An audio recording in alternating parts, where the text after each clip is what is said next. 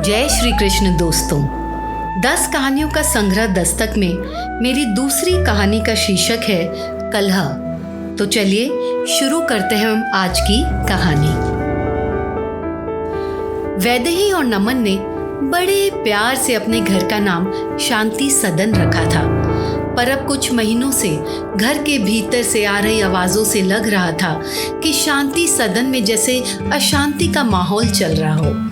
दोनों के बीच का झगड़ा कलह अब उनकी दिनचर्या का हिस्सा बन चुका था।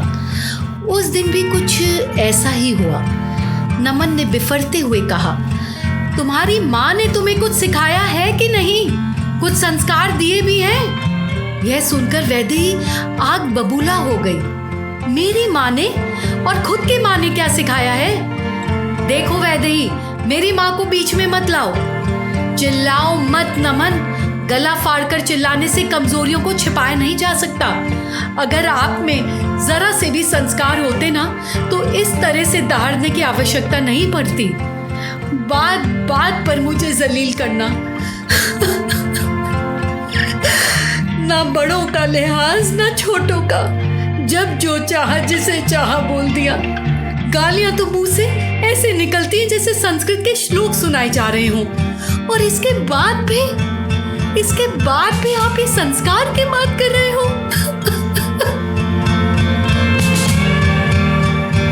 वैदेही की बातों का जवाब नमन के पास नहीं था तो एक आहत पुरुष ही, जिसे वे किसी हालत में वैदेही के सामने कमजोर नहीं पड़ने देना चाहता था। जी हाँ, आहत 2 चीजों का।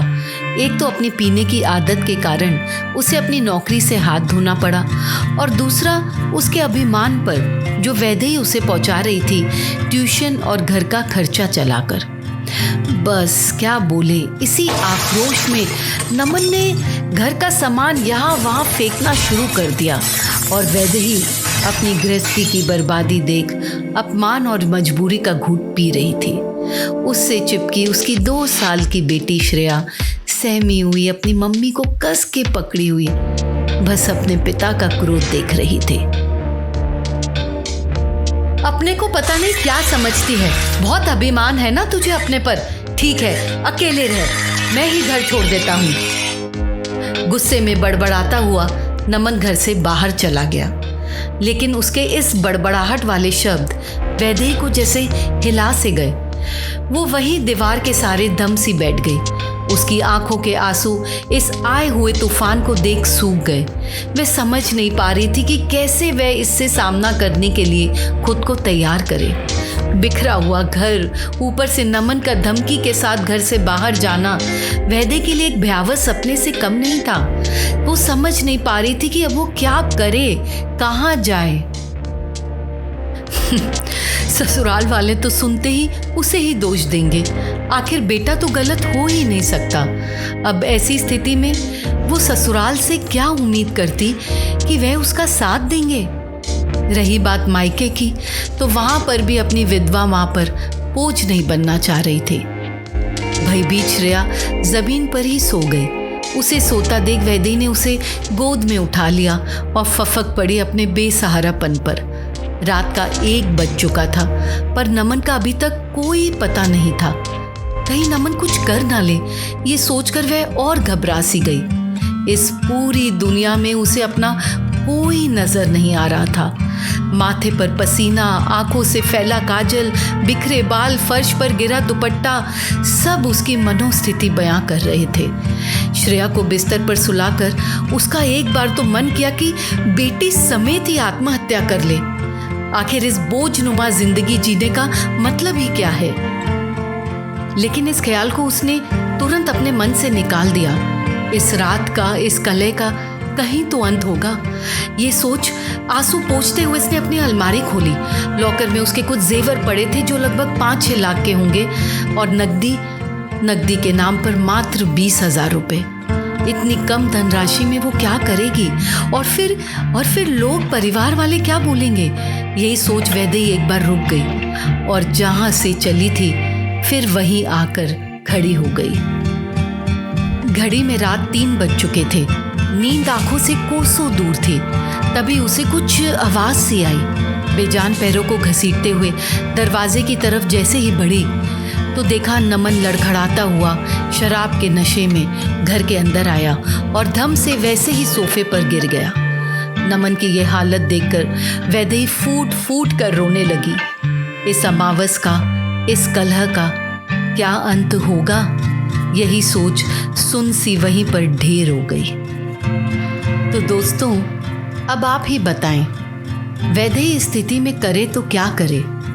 पर एक बात तो साफ है कि नमन का क्रोध, राग और द्वेष जैसे भाव वैदेही और उसके परिवार को कहाँ लाकर खड़ा कर दिया है, आप ये भली भांति महसूस कर पा रहे होंगे।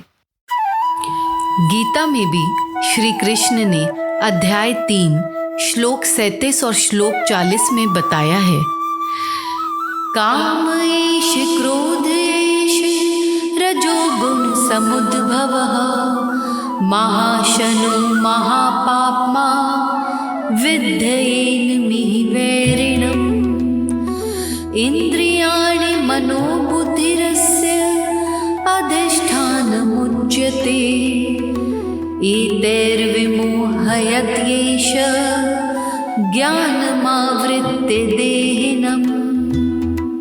श्री भगवान बताते हैं, रजोगुण से उत्पन्न हुआ यह काम ही क्रोध है। काम या क्रोध कभी रुकता नहीं है, बस बढ़ता ही रहता है। इसे अपना सबसे बड़ा शत्रु मानना चाहिए।